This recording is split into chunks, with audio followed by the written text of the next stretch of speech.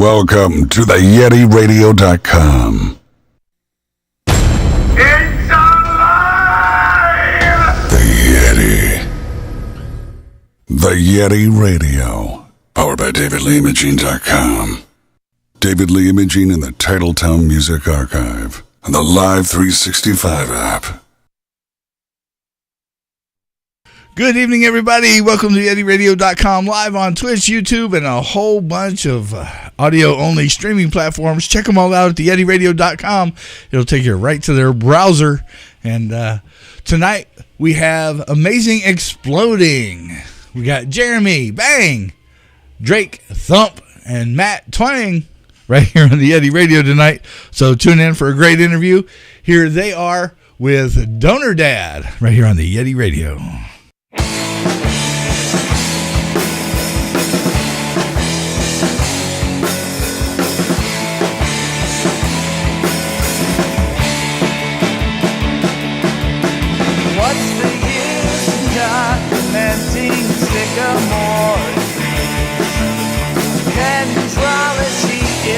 What my donor dad studied.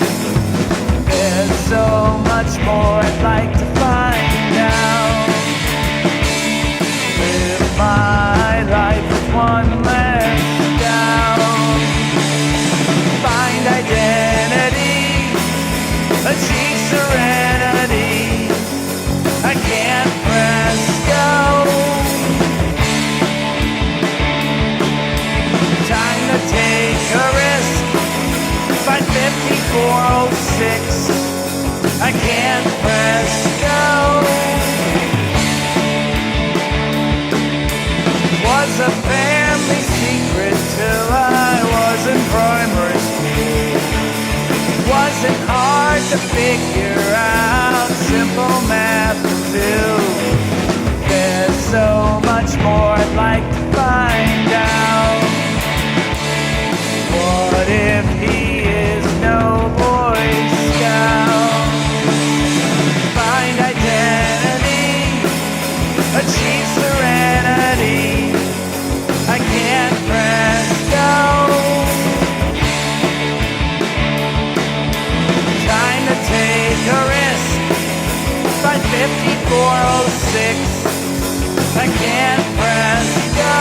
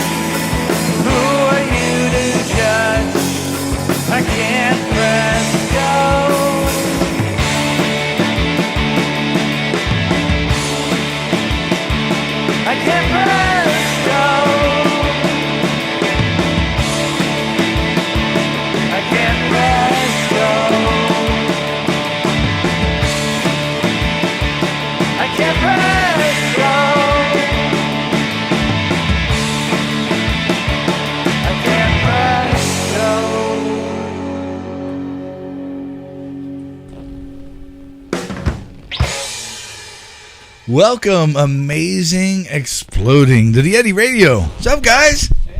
Hey, man. Thanks for having us. Absolutely. How's everybody been? Good. Yeah, we're doing great. Glad Awesome. to be here. Glad to have you. This is always a whole shit ton of fun. Trust me. So, let's see. Amazing Exploding. What is that? How did you come up with that name?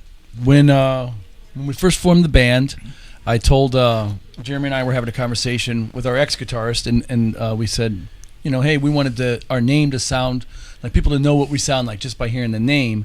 And then he was like, "Oh, if you put two cool adjectives together, it's gonna sound like it's a 90s indie rock band." And I think the third try you came up with Amazing Exploding, something like that. Probably. But he came up with it. Go ahead.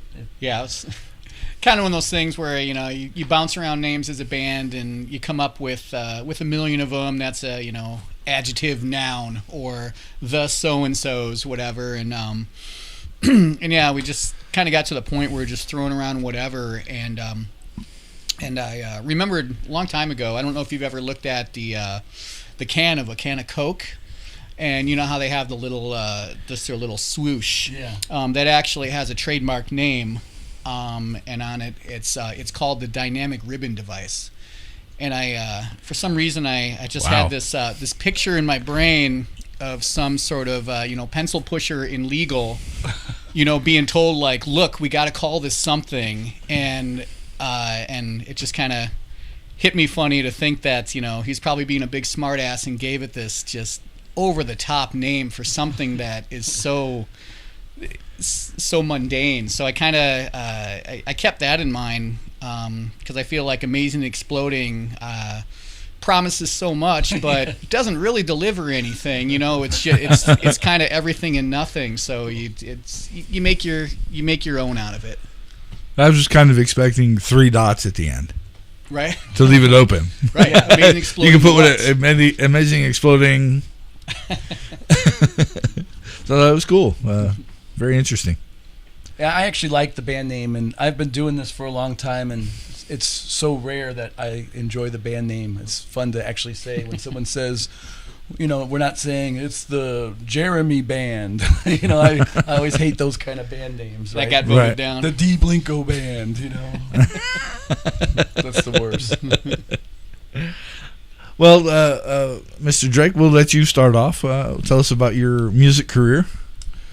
Okay, I was thinking about this on the way here, and I guess the best way to explain it is I've been playing in bands since I was 13 years old, and the only time I wasn't in a band was the 18 months I went to a cohort to go to teaching college, so I couldn't be in a band then. But basically every other time for my whole life I've been like making up songs or learning songs and arranging songs, and I'm a music teacher, so I do that at work also.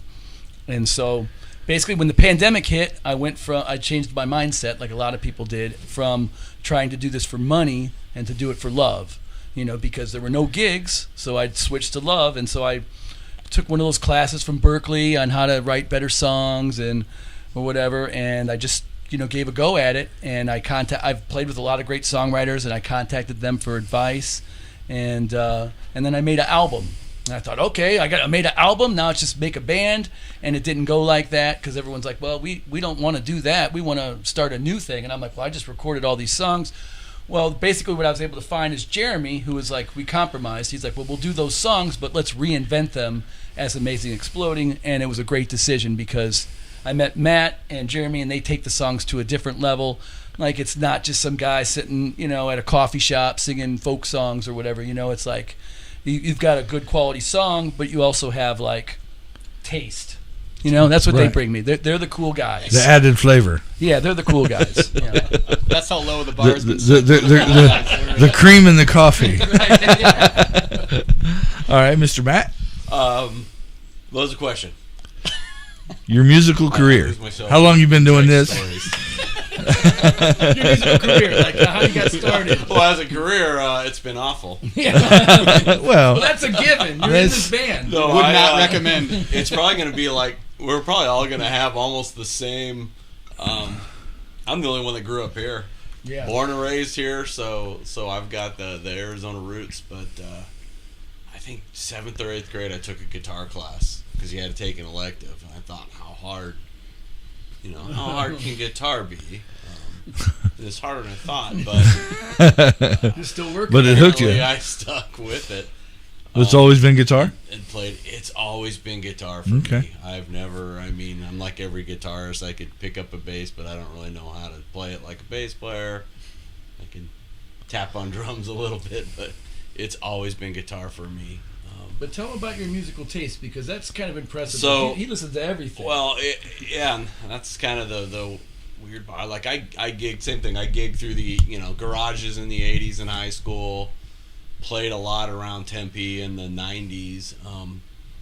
I think that's kind of what I brought here. Is there's definitely that Arizona sound here. There's a Southwestern. You put twang up there, and I'm like I'm the alt country nerd in this band. Well, I love Americana. I like country. I like that came from your Instagram, so because I'm looking for your guys' names, and that's what I found, and I'm like, I'm an absolute. That's him. He's playing. I'm an absolute sucker for country picking, and I think that's coming from the Southwest. Is even the bands that made it big here, even the Gin Blossoms and the right. Puppets and bands like that. There's always a kind of a Southwestern twangy cowboy feel to that. It's kind of buried in there, but it's there. And then you kind of got the Mexico influence. You've got that's just stuck with me. Definitely. There's definitely its own sound here in Arizona for sure. Metal or classic rock. It's always been being from here, and kind of did the family thing. So it stepped away from gigging for a lot of years, and then once my kids got older, take care of themselves, I'm gonna get back at it. Yeah. Absolutely. That's the hardest part with this is the little ones. Yeah, mine's a little easier for me. So.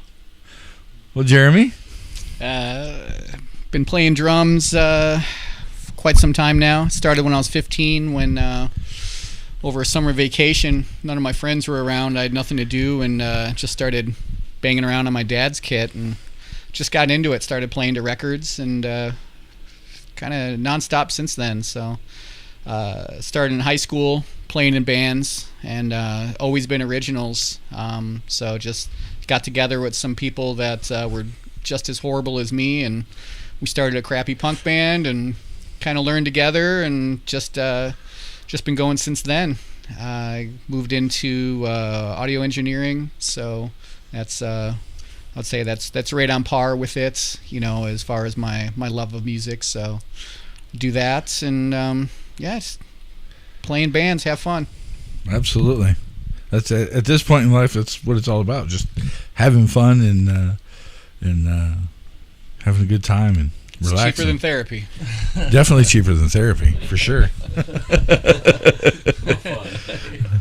Well, some of us couldn't afford the therapy that we need. There is affordable therapy out there, but like for me, I'm like, no, that's not going to work out real well. So how long has Amazing Exploding been together? We started, I would say it was about, our first show was June of last year. So I think we started a few months before that. So we've been together about a year, few months now. So okay, Matt's awesome. been with us, 8 months? Yeah, Matt joined us in February, right? He joined our group in February, and it seems like Matt's been our lucky charm too, though. Since he joined the band, that's when we got some out of town gigs. Okay. We got the opening slot for Ha Ha Tonka, and we. The Mesa Music Fest, so he's sort of been our good. Oh, Rips, bands started calling us, giving us shows. So it's like he's been our lucky charm since he joined the band. We've been getting better shows. So we keep him around. Thank you for that, Matt. Yeah, no choice now. He's anchored in. Yeah. Could be coincidence, but. So, well, the next question was going to be about your musical highlights, but Mesa Music Fest. That was a big deal. I think the biggest one, our biggest show yet, is coming up this weekend. I think it's going to be a sellout. I don't know if you're familiar with Ha Ha Tonka, but they've been around for a while. They got some critical acclaim, and it's I really like their songwriting. I think they're really strong at songwriting, and I guess the other thing I'm excited about is I'm a step away from Lollapalooza now because they played Lollapalooza. So I opened for a band that played. I don't know. That's a little thing. That's the next step. That's the little things. No, absolutely. Beastie Boys played side stage too. You're hoping Whatever. It's a Kevin Bacon thing that'll happen. Yeah, exactly. Awesome. Hey, got to have the right mindset. So it's not going to happen if you don't. After Saturday, we played Lollapalooza. You know that, right? Side stage. No. I guess I can't lie now. Right. Okay. Just kidding. So, what is your music philosophy when it comes to writing your music? I just for me, if I can go, I like the song. I like the songs to be strong, but most importantly, I like them to be interesting too. And that's why I think you need to have other people, to help you make it interesting. And so that's what I think these guys are both really good at doing. Yeah, definitely a sounding board.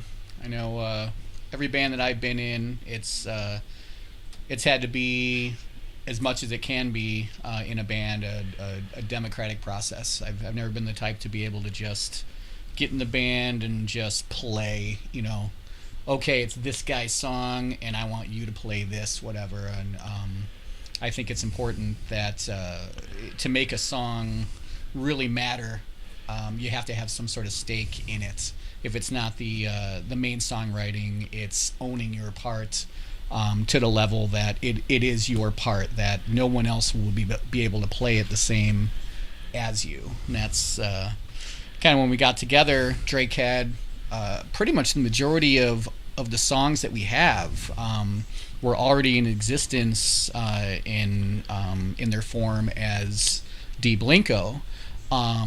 And when we started playing together, they morphed into something else, and they can still continue to live side by side, because they sound completely different. There's there's slight similarities, but one is definitely Amazing Exploding, and the other is D Blinko. And I think a lot of that did come with sort of discussions. Sometimes more heated than others, as far as where a song should go, what should be different about this version than it is from the original one, and they become something that is all of our song. We each have it. Matt has his parts. He owns his parts. I own my parts. Drake owns his parts, and if one of the elements are changed or missing, it's a completely different song. And I think that makes that can make a song special. Absolutely, most definitely, for sure. Do you guys have anything that inspires you non-musically? Oh, that's a tough one.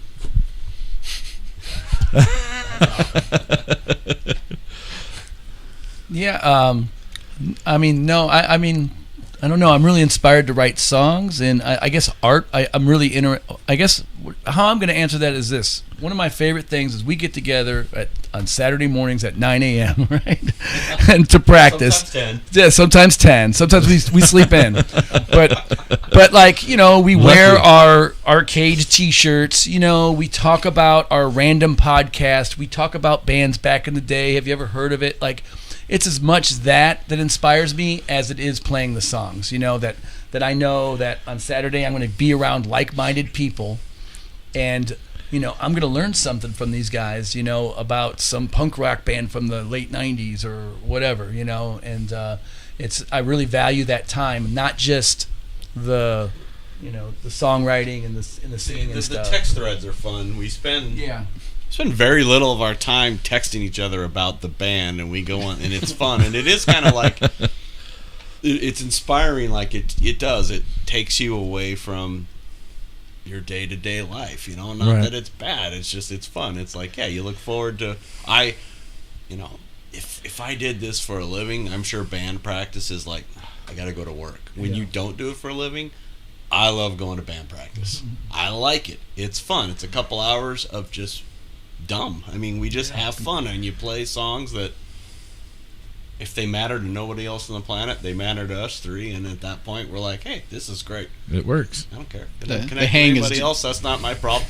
Not for lack of trying. The hang is just as important as the songs themselves. Yeah. Right. So is there anything that's ever inspired you non-musically? Like, you ever seen a mural or a painting? Or I'd like to take this one and seem like I'm going to score some crazy brownie points over these guys right here and say my child and my wife.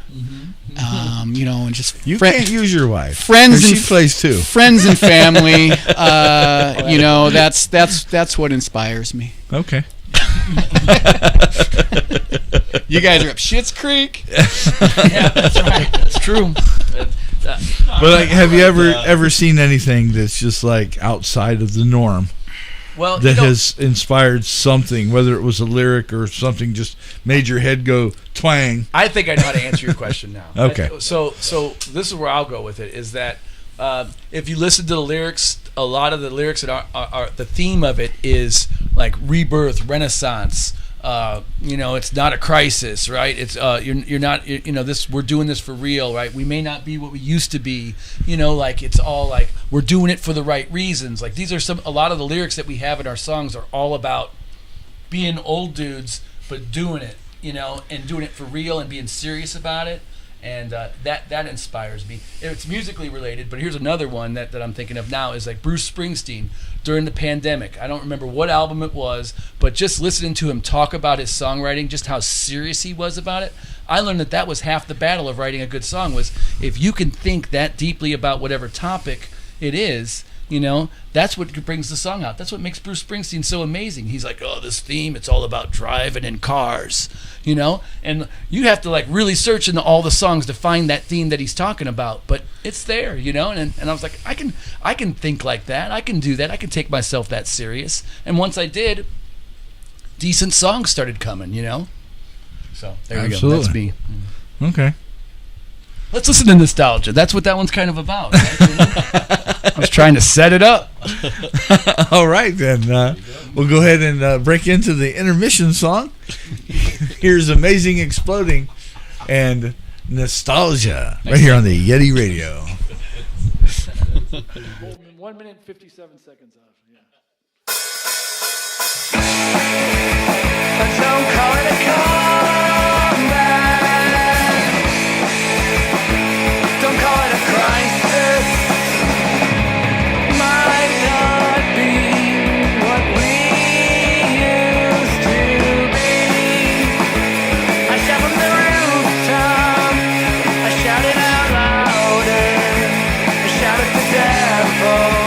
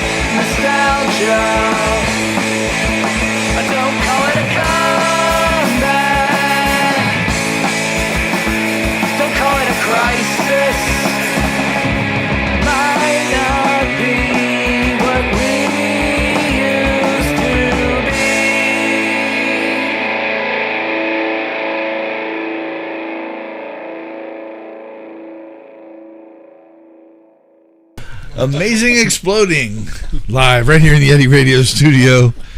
Another amazing interview brought to you by the Yeti and some friends over at the Rooms and Mr. David Lee.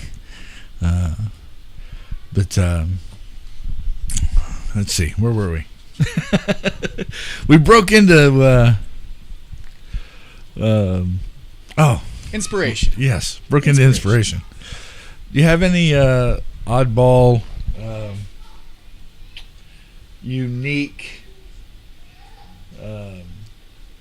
rituals before a show? Anything? I'm like the worst at that. I don't warm up. I don't do any. I've played with bandmates that have weird things. I'm like, I don't know if it's. I think it's right. my anxiety is just like I almost try to just stay out of the way, watch another band or whatever, or if we set up first and then just walk away from the stuff, and like I don't warm up. I don't, because I start thinking about it. I think when I just drink a beer, walk up on stage and play, and I think it's like that's my ritual. Just Okay. but so no, nothing fun. Slam an Irish car bomb or anything? Well, it's kind of crazy because usually we play about a 35, 45-minute set, and kind of from the get-go, Drake's been very kind of adamant on if we're playing a 35-minute set, he needs exactly 60 minutes away from us. So he brings out his phone and he sets his timer for 60 minutes, and he just bails. He goes to the van and he just chills. And there's been times that I've been trying to make a set list. We've been trying to make a set list. What are we going to cut? What are we going to keep? Whatever. And, and he could get a little prickly when it is an hour before that. And if we come talk to him within that 60 minutes, no. So we did have one show where that's cool. Matt went out there. I was going to answer I didn't have any. And he, this is more one that we realized.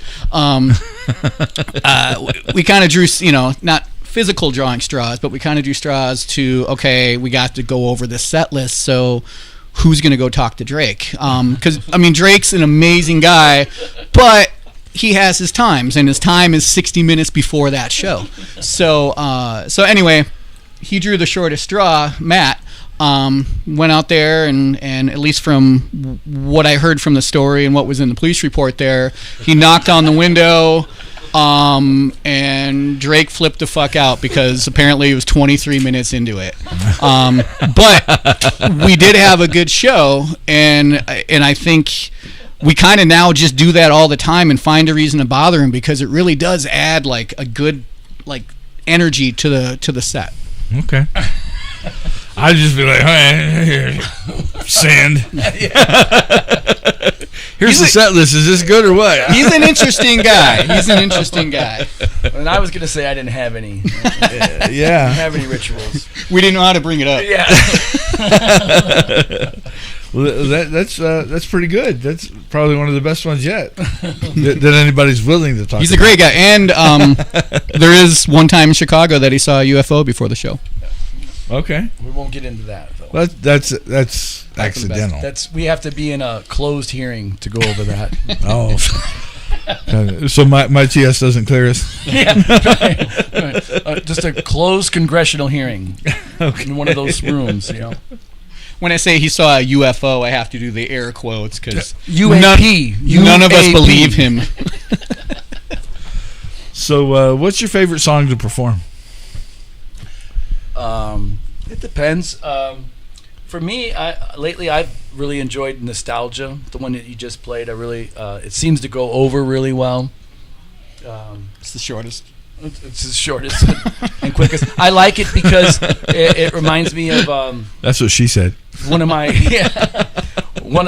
favorite Guided by Voices songs is a short song like that, and it's just like a long chorus, and so I like it for the same. Gold Star for Robot Boy, okay. And it's kind of a similar kind of a song. It's just I always liked it. I was like, I want to write a song like that, and it doesn't sound like it. It's just a song like that where it's just like one long chorus that you just sing over and over again. And so I tried to write a verse for it, but it just seemed corny. It seemed like it was a better 2-minute song. Like it seemed like if I forced a bridge or third verse in it, it seemed like, it's too forced of a song, Okay. And then I'm sure that's what Jeremy would have told me. Probably. And, so that's the other thing too. Is like I've got thick skin, and so that some of my songs have been rejected by Jeremy, which is fine. That's not true. I can play them at open mics only, But no, it's fine. No, but it's like he'll just say something. He'll be real nice and diplomatic about it. He's like, I don't think that's the song. Like right now, you have other songs that we can add more, and and he's right. I don't think that's the song I ever want to hear again. Yeah, no, he'll say like, oh, it's a good song, but I don't think we need to change it, or I don't think we're going to add anything doing it our way, and he'd just be honest about it like that. And so, but then Matt will he goes back and listens to those old songs, and he starts putting the old parts back in, and then we got to change our part back to the old way, What about you, Matt? What's your favorite? I think I like Scenarios a lot. Okay. Really odd I don't think has it been gonna be on the recorded? next Yeah, I was EP. going to We're say, I recording think it we're on about Sunday. to do that one. Okay. I like Sore Winners. It's the guitar song. It's the one where they let me. I'm allowed to play like, get a little flashy, Right. which made me nervous at first. And it's funny. Other projects I do, it's all guitar driven. I'm comfortable with this band. Definitely more where the pieces, a little more of a chess game where the pieces fit real nice and puzzle. So I was a little worried about coming in a little heavy in this band. So I've really played pretty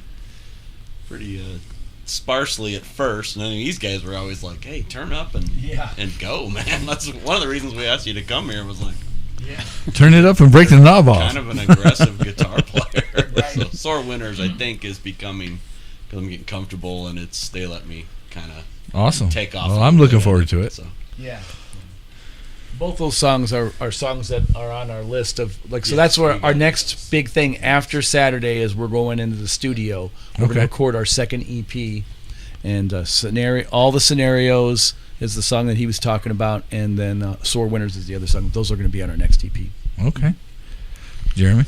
I think right now my favorite is probably Rock Bottom Moment. That's kind of one of the oddballs of the set, because it's kind of a jazzy, loungy type song, and kind of morphs into a more sort of Rolling Stones garage rocker at the end. So at least for me, that's a break kind of from the other stuff, and allows a little bit more kind of freedom to get loose. So that also is going to be on the EP.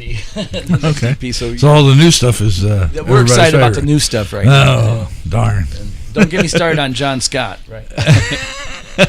Which will also be on the new one? That's going to be on the new one. There we go. John Scott.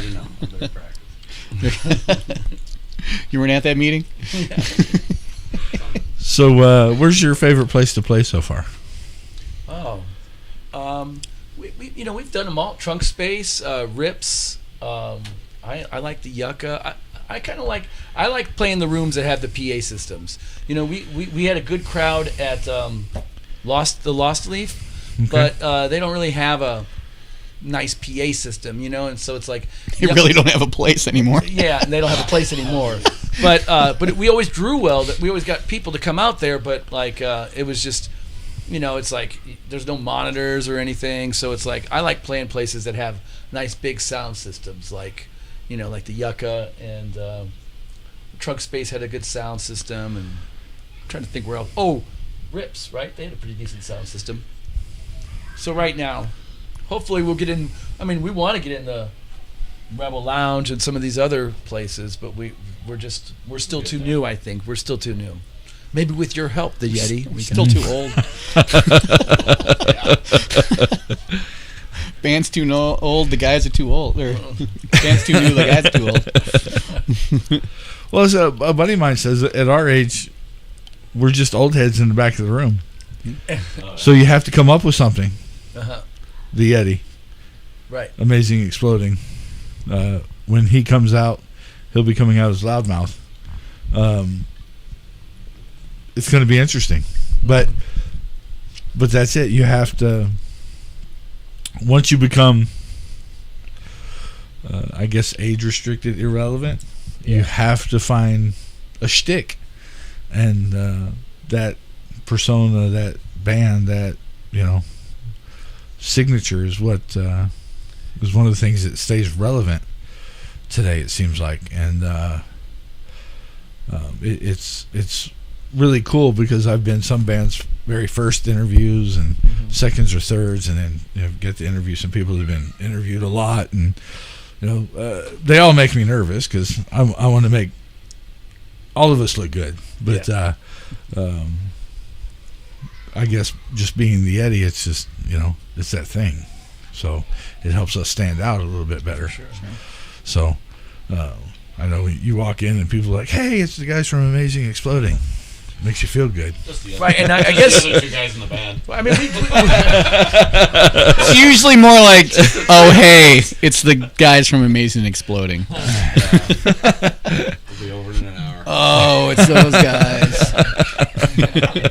Just let them do their thing. Hey, Marge, break out the IBUs.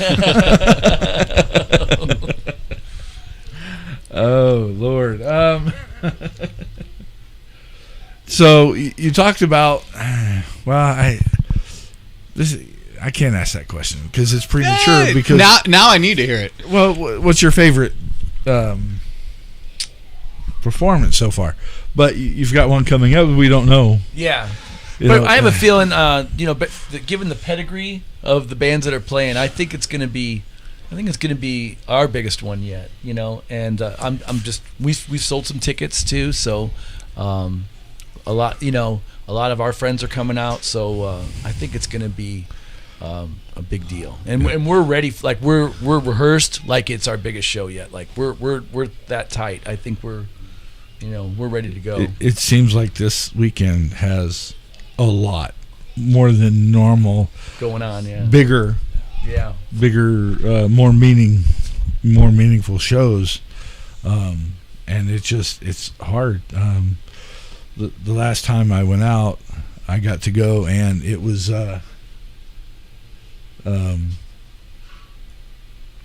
luckily they were across the street from each other. It was the Timeout Lounge and the Yucca, so that was easy to do. But I've gone to the rooms in Mesa, and then to the Crescent, and I'm like, oh, please don't let there be any cops. Right. Yeah. What was that? It was just the Yeti. I think for me, like my favorite shows are always the most recent one we played. That's true. I at least for me, I feel like as a new band, that's the big fun for me is seeing the progression and still learning how to play together. Aside from being friends, with bands, there's sort of an unsaid language too when they play music and when they're on stage, and learning that and kind of hitting that point, and for me, that's sort of every show that we have, I'm able to see that progression and that sort of where we might have flubbed up this time because we didn't quite know the song yet or whatever. Now you almost have this osmosis where all you need to do is just give a look and know, oh, okay, we're going to go early into that or something like that. So that's the big fun for me. It's usually not the venue per se, but it's just sort of how we are interacting in the chemistry, and knock on wood, so far each show has been better than the last. And I like that. I'm going to go with what you were saying and say that my feeling is my favorite song's always the newest song that we have, and I think it's because it's got that feeling of it could fall apart at any moment. It's right. I love that sound. I love how it sounds when it's like you can hear it's supposed to be somewhere, but it's like at any moment if something, someone's shoe got untied, it would just fall apart. We've always been pretty comfortable with taking a song that maybe last practice we didn't kill, but there's that sort of nervous energy of let's just do it live, and trial by fire. That you kind of pull it together, and like you said, it's when you feel good as we're older, we're experienced musicians, and good bands make mistakes, and they make them more than you think. And kind of snobby here, if you're a musician and you're watching a band, you can pick them out, but then you go, man, that was. I've gone to bands and gone, I saw what you did there, and I saw how you. Fix and how you covered it up. I'm in awe. That was and they'll laugh oh, thanks. That's a compliment to musicians. Man, you guys went right off the tracks there, and you just kept on going, and it's impressive. We'll just figure it out. And nobody that didn't know. 90% of the people there don't pick up on it unless you're just a nerd like me, and I'm just staring at the guitar player watching their. Or sometimes you could just see the face that they make, like the bass player gives the stink eye to somebody because laughing that was you. Yeah, you can. I did it. You can see a band nail a song a million times, but it's a lot more fun to see them shit the bed and then see how they recover from that. Absolutely. Like, to me, that's what makes a band and be a pro makes them band more without being memorable. Professional and paid, and you can still Yeah. have that, Right, absolutely. that drive. Of It's how they handle pride. themselves under stress. Yes. Anyone can be cool when it's going well. Yeah. That's why for me, my favorite show to this day was still the first one. I jumped in with these guys. I think I'd been there 3 weeks, and we went down to Tucson. Now there's a certain stress buster about that because, like, I'm on the road. Like, I get Right? a freebie. Like, if this goes to absolute shit, I probably will never see most of it. But I remember, like, Matt didn't even know, like, the titles with this. Like, he knew how they went, but he didn't know the titles. You know, that was pretty fun. Drum intro would be like, oh, I think I got this one. I'm watching you. I was watching your hands a lot. I'll give you a nod.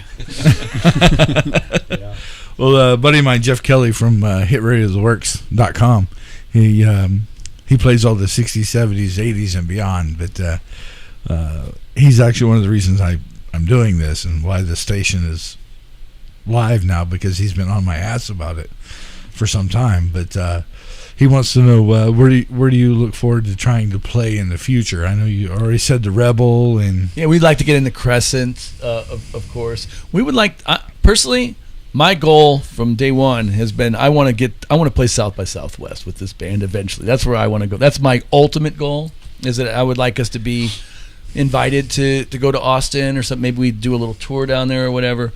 But it's okay if it doesn't happen. But I would like to experience something like that, because, you know, there's definitely some cooler places in Phoenix, but, you know, I would like to play L.A. and, you know, maybe Chicago or something, you know. And we'll see if we can keep the band together long enough if we do something like that, you know. well, and I've seen bands from both aspects, friends that are keeping the band together and keeping it fresh and keeping it cool, and then I've seen the business aspect of a band where they're literally business. Yeah. And if it ain't band stuff, there's nothing. Yeah. He's Punching over the there, clock. he's over there, he's over there, and that's it. Yeah, that's not us, I don't think. You know, and There's Not not yet. many like Not that, yet. but Yeah. there are a few, and Yeah. it's interesting to watch because to me that makes it complicated. Yeah, you know, because yeah. now to try and get somebody together to do something, now you're like, yeah, that's not probably going to work out real well. Like he said, all these things you want to do, but I don't think we're setting our expectations, and we're setting our, you know, if we don't play the Crescent the next year, we failed as a band, and we're not gonna make it. It's like if Saturday goes bad, we're still a band. We're It doesn't gonna try matter, our you know. hardest I mean, and we're gonna if- kill, but still, just say hypothetically something bad happened, it didn't work out. It doesn't matter. We're gonna we're still gonna record in the studio the next day. We don't care. This is still 100. This is 100% for fun. We're not doing it to try to make it. We're not doing it, you know, hoping that we get on this label or whatever. We all have jobs. You know, we do very well, and this is a labor of love. Absolutely. So that's, you know, if we play for a couple drink tickets and some gas money, we're stoked as hell. I do have to continue on yours real quick before we move on. His expectations are a lot higher, or aspirations to where you want to play. What I want is just to have all you damn bookers answer your fucking emails. That's all I want. I want to play your shitty little club, but I want you to answer your email. Okay, that's all. Even a thanks, but no thanks. I mean, at least you know where you stand. Right, you know, at least respond one way or the other. I'm an adult and I'm a man. I can handle it. Right? Yeah. That's all I want. That's all I want. Tell me my band sucks. Stop emailing me so I can just cross it off the list. Help me help you. Right? I just send them an email a day until they respond. It doesn't happen. Yeah. Fill their inbox up. You know. And, Yeah, if they check their inbox, but they got you there, they just delete it. I kind of know that feeling though.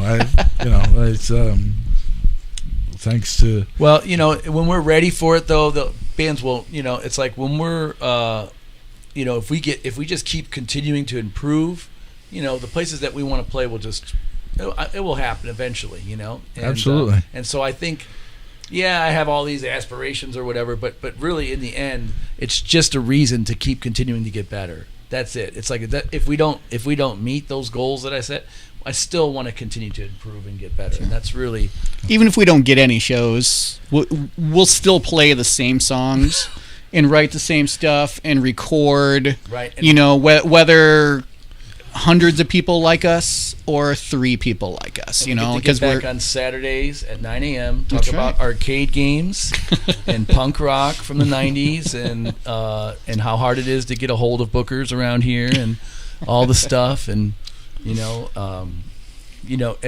old man band gripes. Different.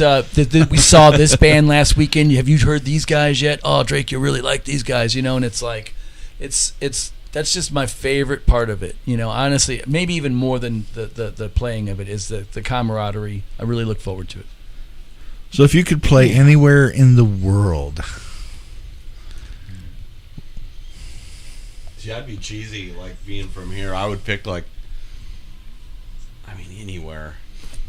To me, growing up here, well, it's funny. Growing up here, go back a few years, it'd be the old Coliseum at the fairgrounds, just because I've seen so many bands there. Right. But I would love it if we got to play like Crescent or even Marquee, just because those are those good mid-level, great venues. For me, I've seen so many bands.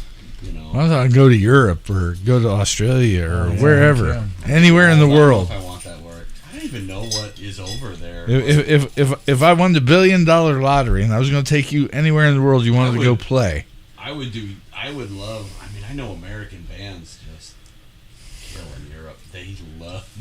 They do better there than here, and that's why bands tour. They come here, they tour for 6 weeks, they go to Europe and they tour for 3 months because they just make it.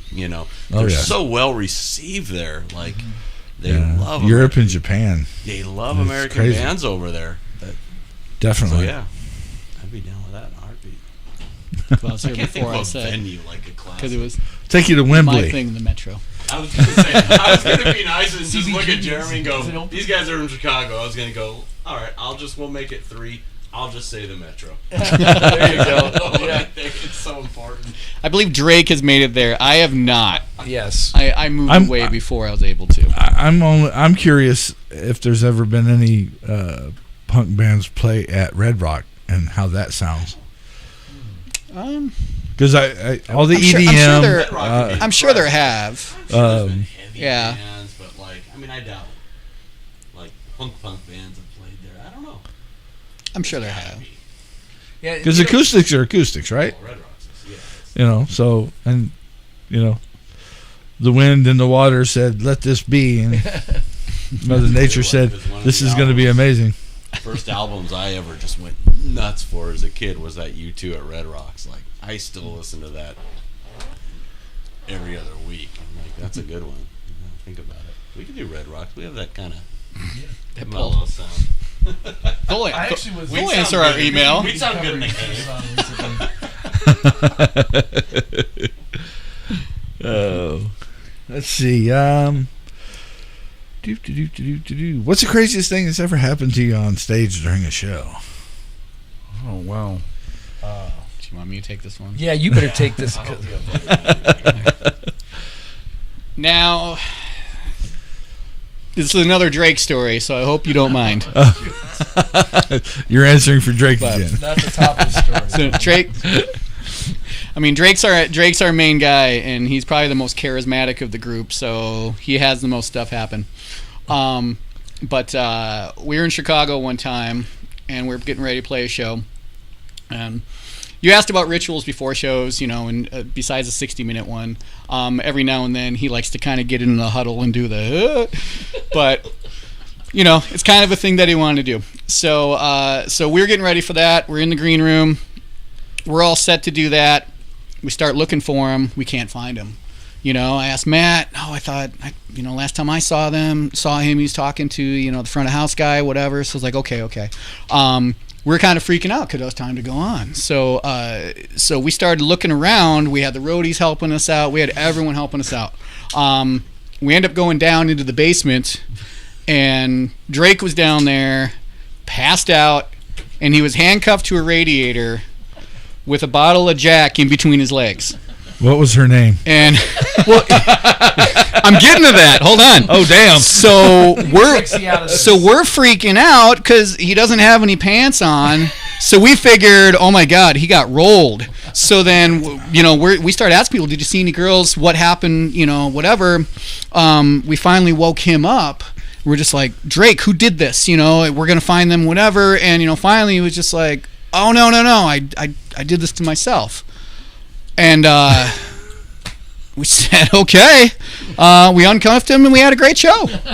But that was the only time that happened. I know you didn't want to tell that one on air. I'm sorry. That's okay. I'm just... Oh. I was going to say, I wouldn't... Think how we were. I wouldn't have said... I wouldn't have said he got rolled because he had a bottle of Jack between his legs. Sure, and you know what? Who's going to leave a bottle of Jack behind if they roll you? And let me tell you, it wasn't the small end first, if you know what I mean. Oh, wow. Drake likes to party. All right, obviously all true. Why would I make that up? What benefit would I have from I have no idea. What was it? D Blinko? Yeah. That brings a whole new meaning. Right. I was going TV game show, but no, I'm done. When he gets a little honorary, we call him D Drinko because he likes to put him down. Oh Lord, that is amazing. We really haven't gotten drunk that much together, I don't think, have we? Not if that's the way he gets. I always do it alone, just like he says. Drink alone? No. Well, just in the stories only. Just in the stories. In the vans. It's usually when you in go the front off. of house. That's right. In Chicago's. Basement or wherever that was. It was in the basement. What's the one thing you want everybody to know about Amazing Exploding? What was that? What's the one thing you want everybody to know about Amazing Exploding? Drake's a freak. You run with this one. Come on. Yeah. This is your question. Built for you. Well, I think just that we're just older guys, like we're the real deal. Like we're not pretending, like we're not making 90s rock born in the 2000s, right? We're actually we were like in our 20s in the 90s, so it's like we know how to make that kind of music, and everyone else is getting popular doing it, so like why not us? Like why not us do it? So it and then he I like his little saying that Jeremy came up with, we are your father's indie rock, it's like right. So it's like that guy that made you mixtapes in the 90s, we would be on that. Right. Or we sound like Swerve Driver, right? And Pavement and those bands and Guided by Voices and those bands that were on those cool guy REM or whatever. All those bands that were on those cool mixtapes. That's what we sound like from the 90s. And so I think that's a great description.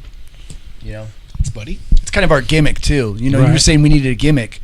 That's as close to a gimmick as we have, is that Absolutely. We're old, but we play young music, I guess. I don't know. I don't know if we do. Well, I know. We do. Well, we try to jump around. I hear Jump young around, music, jump and I don't know around. if I like it, so I don't know. Oh. Our back hurts Wow. a little bit. We still carry our amps, right? Right? Come on, we can do it. Well, right? remember, 800 IBU, 1,000 Tylenol, works on the same receptors as morphine without the addictive behavior. Smoke. I would think that Or smoke weed. There you go. We went from the 4x12s and the big 6x10 bass cabs. Now it's all Right. I would think if Right. The lightweight cabs. Now they're on wheels, Oh yeah. Yep, definitely on big wheels, so that they roll over things, Yes. not the little wheels that you still got to pick them up That's over. a professional with the big wheels. I would think if there's anything I would want people to know about us is again touching on what he said about being kind of genuine, whatever, is and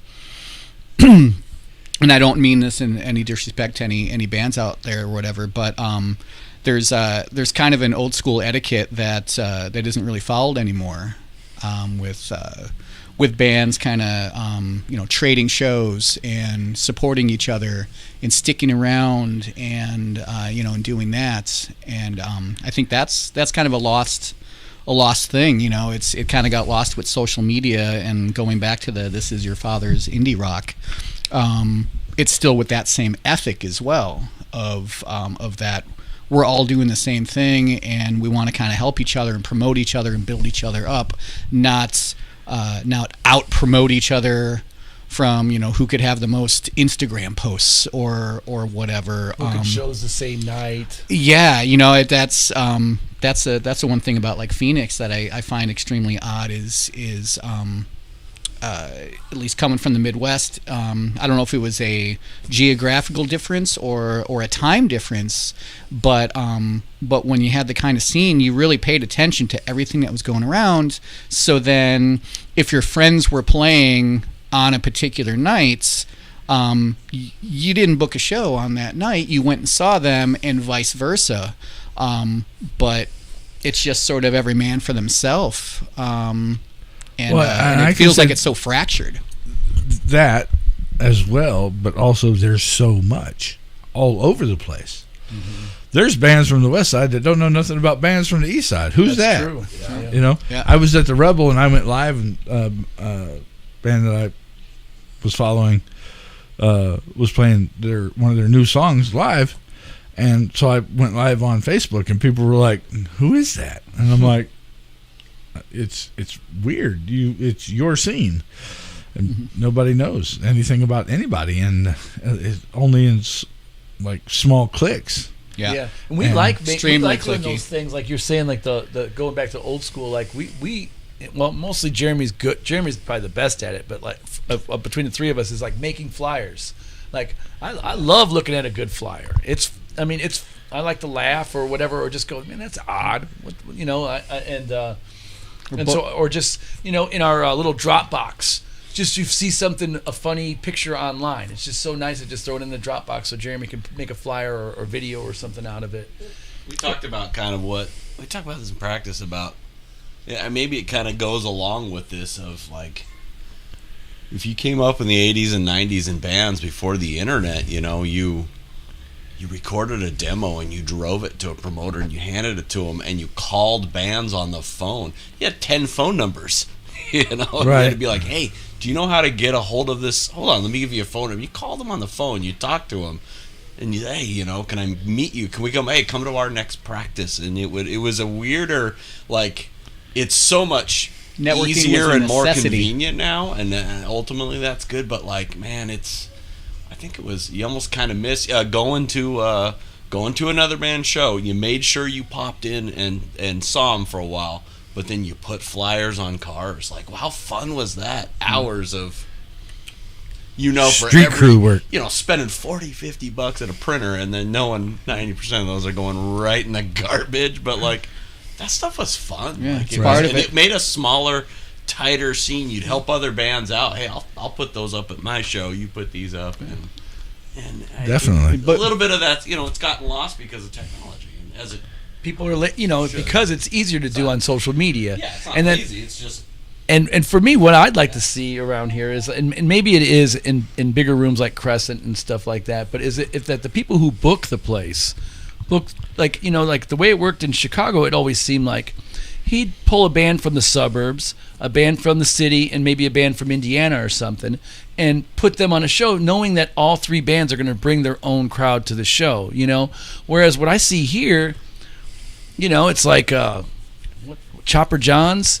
Same four bands, 2 months later, same four bands, and it's like these, they know other people. It doesn't have to be the same people all the time, And then my pet peeve, and I know these guys play in other bands, but like I like the Readout and the Fast 86ers, but like I don't want to do a show with them, because I just think you should have one band on that bill. You shouldn't have some guys playing three bands.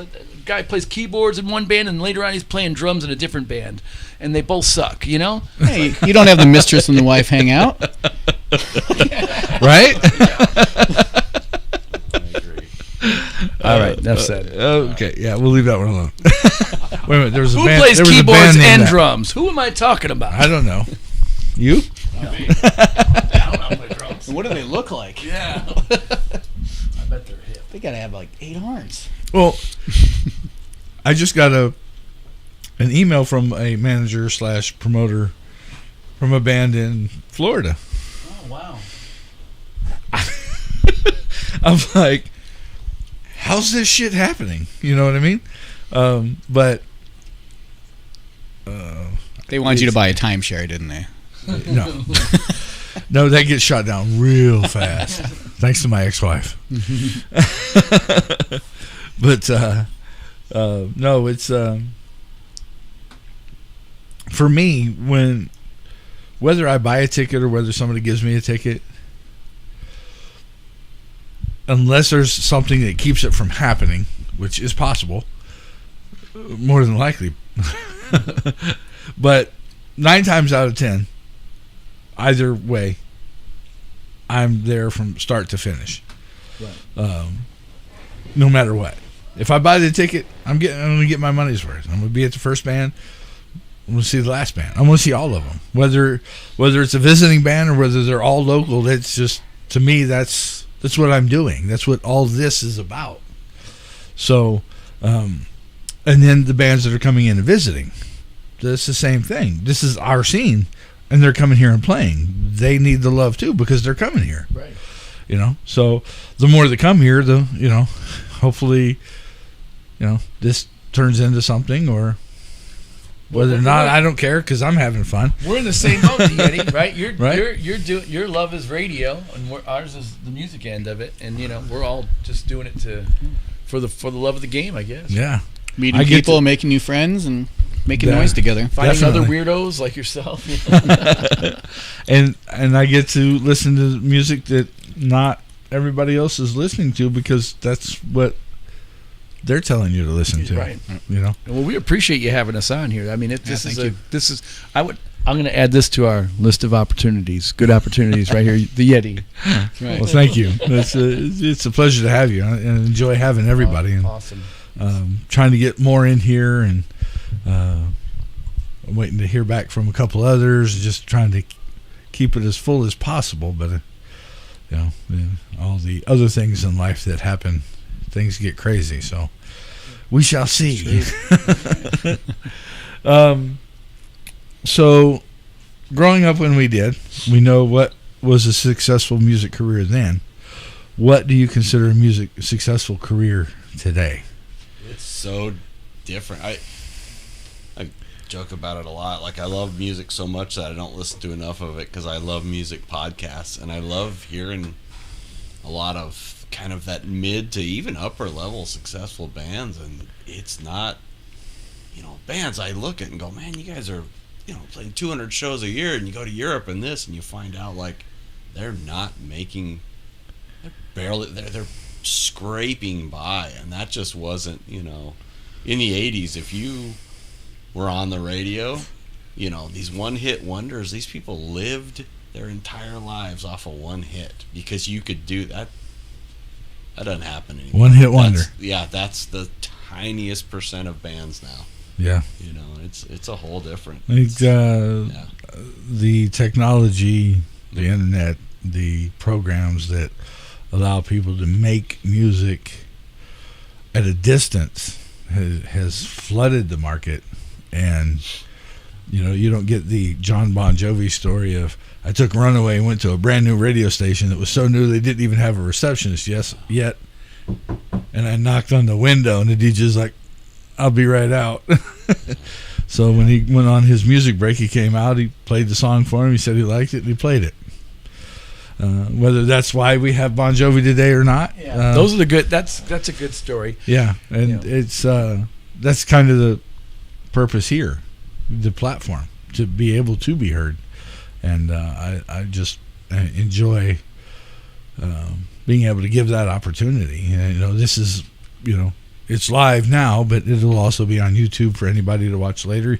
You guys can pull it down, do what you want with it. When you come out with new music, when I do it on New Music Monday, you can pull that video, chop out your section, and do what you want with it. It's for you to help promote you. It's just a lot of fun, and thank you for the opportunity to get to meet you and sit down and find out who you are, what you're about, and what you like to do, and I just hope it all works out, one way or the other. Well, thank you. Yeah. I think the secret's just It's stay already together. Stay together. It's already working out. Yeah, we're getting everything done that we that we want to get out of it. So everything else is just sort of bonus. Just keep going. Yeah. I think if we keep going, more good things will happen. Just keep. I'm going to be writing songs with these guys. I want these guys with me, but I mean that's just something I'm just going to keep doing. Sorry. Yeah. But it's I tell Jeremy all the time. I mean, I'm excited to 10 years from now to be joking about, hey, remember when Nostalgia was our best song? Whatever. It's like that'd be so fun to do. Absolutely. Kind of touching upon what you asked about, it's like success with bands. Then and now. I would say that it's easier now to get your band heard than it was then. Then you sort of had to rely on the powers that be for distribution or whatever. So you had to be discovered, and you had to be one of those lucky ones. So it wasn't as saturated. But for every John Bon Jovi, like you said, there was thousands of bands that never even got a chance. And I think now everyone has kind of the same chance. It's leveled the playing field, where distribution, you get a Bandcamp, you can fart into a mic and put it up on, online, whatever. So I think it's even easier now to get your stuff heard, but there's just a lot more of it. I don't know. And then same with studios too. Like, I mean, just imagine when, like, I remember recording in the '90s. Like, we're gonna only do 16 tracks. That's it. We're gonna have to start bouncing. Like, well, man, we're gonna have to do so we can put everything on the record. We're gonna have to record the drums in stereo. Like, can you imagine? Jeremy would cuss me out if I suggested such a thing. Your drums are gonna be down to 2 tracks. And then nowadays, every little bit of some parts of his drums are 2 mics on them. And we're not doing it at a big studio. We're doing it in the garage. We rehearse it, and it sounds pro. It's like you could get a professional sound. We got the exact sound we wanted on our CD. Like, that's what we want it to sound like. So I think that's great. That everyone could be Bruce Springsteen now, right? Everyone could get a professional recording. Everyone could take themselves that serious. Everyone's got national distribution that wants it. Yeah, that's great. But then, like he's saying, the thing that you find out is that there's just so much of it, you just get lost. The idea of making it, I think, has changed. I think the notion of what making it was before is completely different now, and the sort of parameters for it. But I think it's still possible to make it, but you have to sort of change your expectations. I think those days of just having money thrown at you left and right, straight up fame is gone. Yeah, like that's just not a thing anymore, because now you can do something, and a week later you're passed up because somebody had a YouTube video that went viral. But it doesn't. I don't think it changes the importance of it. Right. It's not very punk rock now. I just thought of another form of success that we could have at this band, or that I've looked at. It's not very punk rock, well, like the old days, but new times it seems like it is. It's like, I would love to get one of our songs in a movie or something, or in a TV show. Like, I think our kind of music would actually fit well with a lot of those HBO shows, like the really dramatic ones. I think we'd go over great on that, It's But I just think that that would be a form of success. I have a friend, they're called the Steepwater Band, some friends that I grew up with them, and they kind of taught me something that I remember when their band formed. They got a house, and they rented a house together, and they just became a band. We're just going to do it. And I remember, you guys there's no way this is going to happen. And then They just stuck it out. And here they are 25 years later. You know, they're in the Transformers movie, like one of the Transformers movies, and they go to Europe all the time. They travel all over the world. He's got pictures of, you know, they have a Buddy Guy and stuff, like, you know what I mean, like real deal. But and they're kind of like one of those Black Crowes kind of blues bands or whatever, but they're really, really good at it, you know. And the secret that they had, in my opinion, was there were a million bands in Indiana that sounded like them, but they stuck it out, and because of that, they found their success, you know. Yeah. If somebody's looking for something, do you want a band that's been together for 2 years? Or you want a band that's been together for 10 years? And because if it's been together and it's been pretty much the same people for that time frame, the cohesiveness in that band is insane. Yeah, exactly. It's putting a time frame on your success. I've had this talk with some friends of mine that are in bands as well, and I think a lot of people, whether it's intentional or inadvertent, they put a time frame on how long until they make it, and that creates a sort of watching the pot mentality. So instead of just going with the flow, doing it naturally, having fun doing it, you're bypassing all of that fun learning time that it takes to develop into a good band, because you're so focused on, well, when are we gonna make it? When are we gonna get popular? When you go whatever, and most of the bands end up breaking up because they don't hit that point, and it's like it's almost like a lot of people think that it's inevitable. Like, well, if I start a band and we make music, then therefore we have to get popular or whatever. And it's sort of the odds of that actually happening have been sort of lost, because you hear about these people that become these YouTube overnight sensations or whatever, and you know, they don't realize that it's like, for what seems like an overnight sensation to you, that person was putting in 10 years behind the scenes of doing what they're doing. You've just been seeing them for, you know, the last month, but what you haven't seen is that 10 years of work before that. And I think that's kind of the different sort of mentality between, you know, the old people and the young people. Well, yes, definitely. Yeah, it's patience. We're patient. I think the two of us a little more than this one, but we got to put the brakes on it. But you know what? Sure. It's actually fun though. I can be pushy. Okay, I'll take it. It's fun to let him go a little bit, and we kind of go, hold on a minute. Let's we're not buying the tour van yet.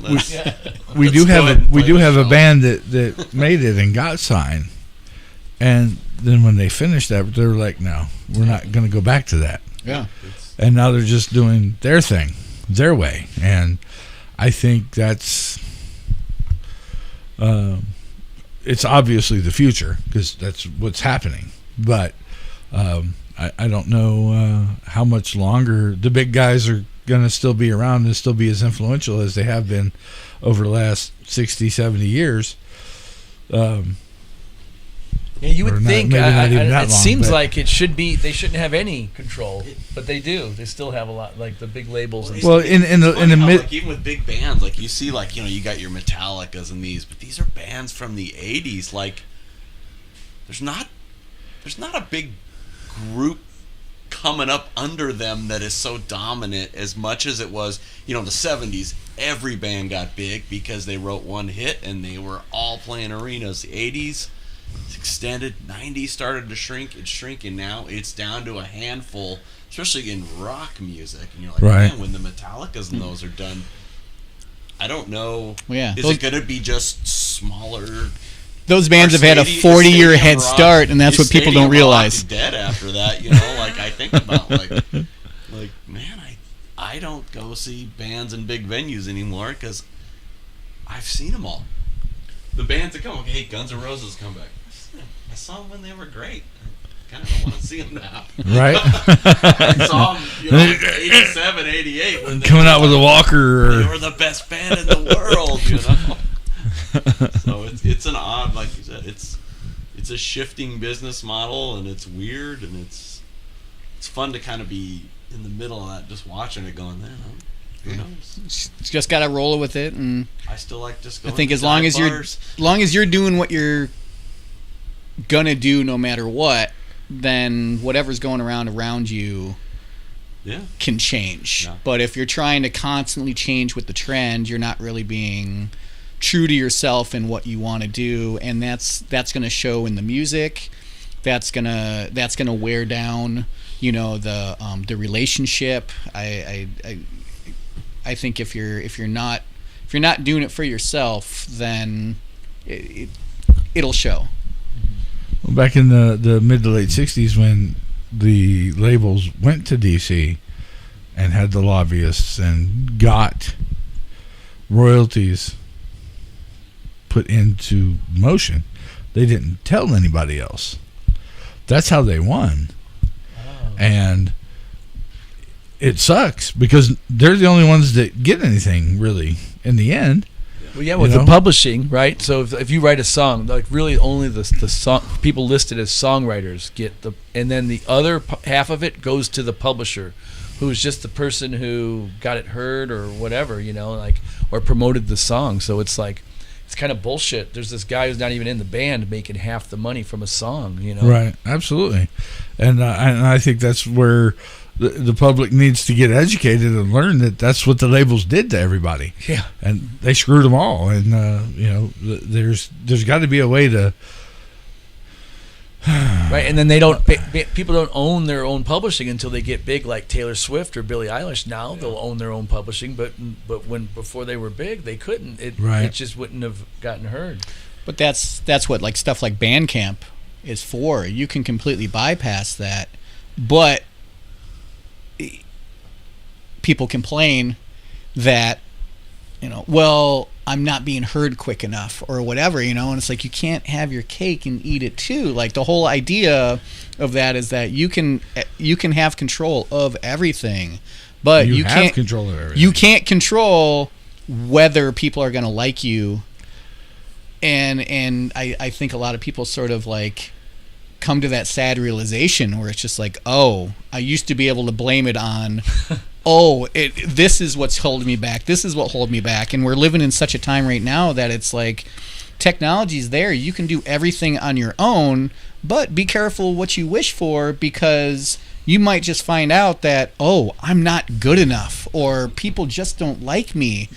and at that point, like... what I think people need to realize is that, like, when you post, like, for instance, if you post a song on Bandcamp or Spotify, I don't think people realize, like, like, if I post it on my Facebook feed or Instagram feed or whatever, like, I know the next day who clicked on it, like it tells you if people listened all the way through or a partial listen. Right. And so you look at, you're like, I got 1,000 friends, right? I put this song on there and it had, 80 listens, which is probably, that was one of the better times, but it's just... Shit, I would kill for that. But I'm saying there were other times when I would send it out and it got 13 listens, 1,000 people, only, and like 10 of them were partial or whatever. So it's like people aren't even. But the thing that I was shocked on when I first started doing it was people don't even click on it. Like they don't. It's not that they, like Jeremy's saying, that you're not good enough or they don't like you for some reason. They don't even click the link that takes them to Bandcamp or Spotify. They don't even click on it. They just scroll right past it. Here's the secret: a good picture. That too. I'm sure if I had boobs and a low cut shirt, I'd have a whole lot more viewers. Yeah, they need to look really weird. and I'm not bashing women for it. It's the truth. No, sex sells. It doesn't matter. You look at a woman doing what I'm doing as opposed to me, and I can't hold a candle. Right. I don't want to hold a candle. I want it to be dark. I don't want we've obviously got that going for the band, so we got a leg up here. But the secret is the reels. Because of the meme that I saw, your client will become your friend faster than your friend will become your client. I see what you're saying. Yes. And the reels go out beyond your 1,000 people. I see what you're saying. Okay. And so yeah, because it doesn't really work to what I have experience. It doesn't really work to just advertise to your friends. You got to get out to other people. And it works in Reels. I have because of the algorithms now, and they see ads. And I have I watch mine. I started putting them up, and I'll get way more on Reels than I do through my regular feed. Well, Jeremy's our social media guy. You know how to do that, so you're going to have to hook that up. But tell us old farts how you did it. But going back what I was saying before, you could have all the eyes in the world, but it's still going to come down to your product, and either people like it or they don't, and that's kind of the but that's kind of the good thing. Think of the worst popular band that there was. Okay, they still had a following. Right. Imagine it doesn't matter. Nickelback? Somebody's going to follow you. Somebody's going to follow you. Why doesn't anybody like Nickelback? I never have liked Nickelback. It's not new. I've never liked them. See, you know what? I'm gonna defend this one because Nickelback is not a bad band. No. They're good at what they do, but what they do is extremely middle of the road, nothing vanilla rock and roll. And if that's your thing, awesome. But I think that's why they get such a bad rap, is because they were treated like they were something special. People acted like they're something special, and most people said this is boring, trite bullshit. But they came out too after that music was like already done. Like the metal was already like they missed it. Sure, it's like they came out and like they're the only ones who sounded like it anymore. Sure, Everybody but they're else not bad. moved on. But it was good. I think when people say Nickelback sucks, it's like that's true. It's like they're good at what they do, but what they do is what was it, Superman? Boring. No, that was Three Doors Down. Okay. I don't know why I know that, but so I will defend Nickelback on that one. That they're not a bad band, they're just a boring band. They're like Camel. What was it? Camelbox or what was it? Candlebox. Candlebox is like the same category of badness. Sure. It's like there's something or like for as much shit as Nickelback gets, I can name 5 bands that are just terrible. You know, that's like I remember Trickster. I mean, I would rather listen to Don't Nickelback. Make me break out my CD collection. I had their CD too. That's bands that were a little rough. Yeah, Crocus. Now, I had a hard time with Crocus. Who would you finish a song through, Nickelback, or Jackal, or Green Jello? Green Jello or Green Jelly? I'm a sucker. Either one. I'll give you either one. How about that?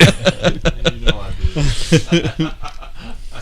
I will finish a Nickelback song before I would turn that. I would finish a Nickelback song before I finish a Red Hot Chili Peppers song. Wow. That's right. Shots fired. Post 1990. Yeah. Shit. All right, so. Don't get your panties all in a See us on bunch. Saturday. Here's the thing. We'll talk music. We're sitting in Arizona right now. We're talking about Nickelback. They're not talking about us. No. They won the battle. You started it. Right? Everybody knows the joke about Nickelback. Right. You hear that, you Canadians? Come on. Yeah, Start talking about Amazing Exploding. They won this round.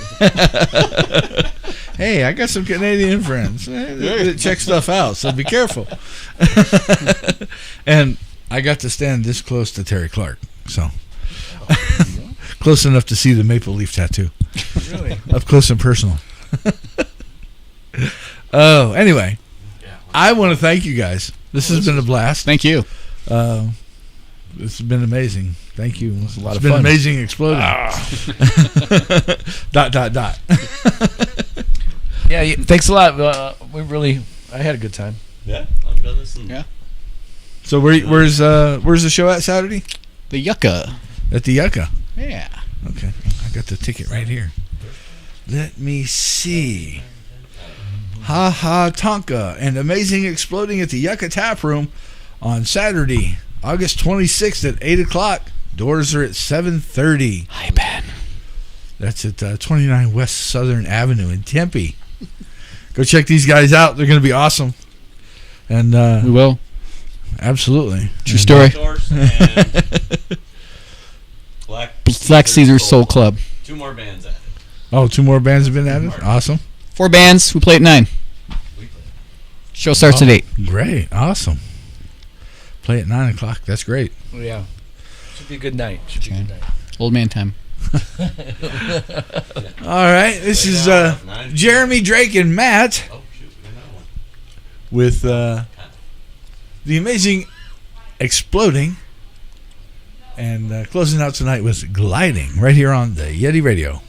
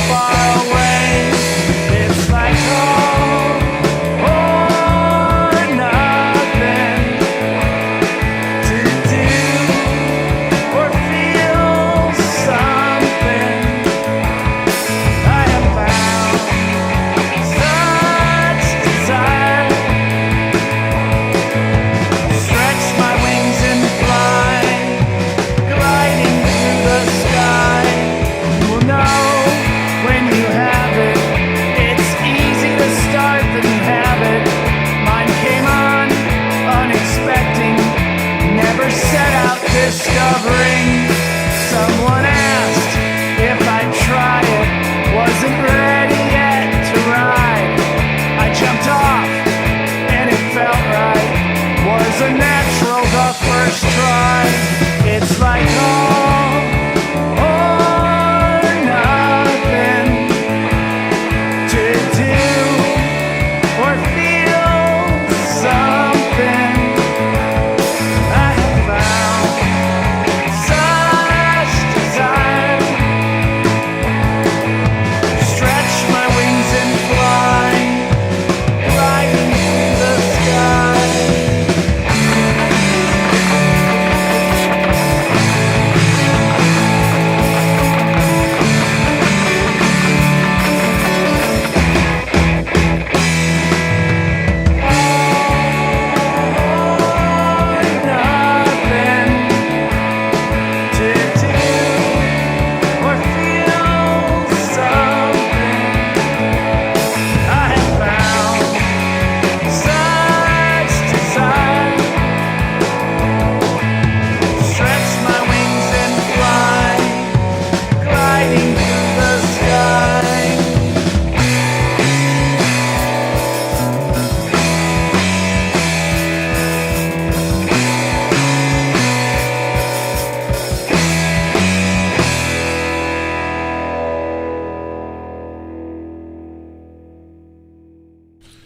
Amazing Exploding right here with the Yeti on the YetiRadio.com, live on YouTube and Twitch, along with Live 365, Odyssey, Radio.net, MyTuner Radio, Apple TV, Apple Music Radio, online radio box,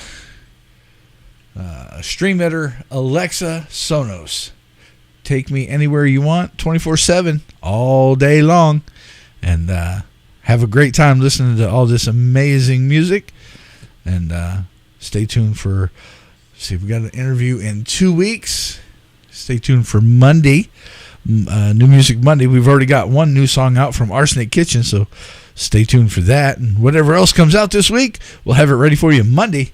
And thanks to Amazing Exploding for coming in and hanging with the Yeti. Thank you guys are awesome. And have a great evening. And we'll catch you on the flip side right here on the Yeti. The Yeti Radio, powered by DavidLeeImaging.com. David Lee Imaging in the Titletown Music Archive and the Live 365 app.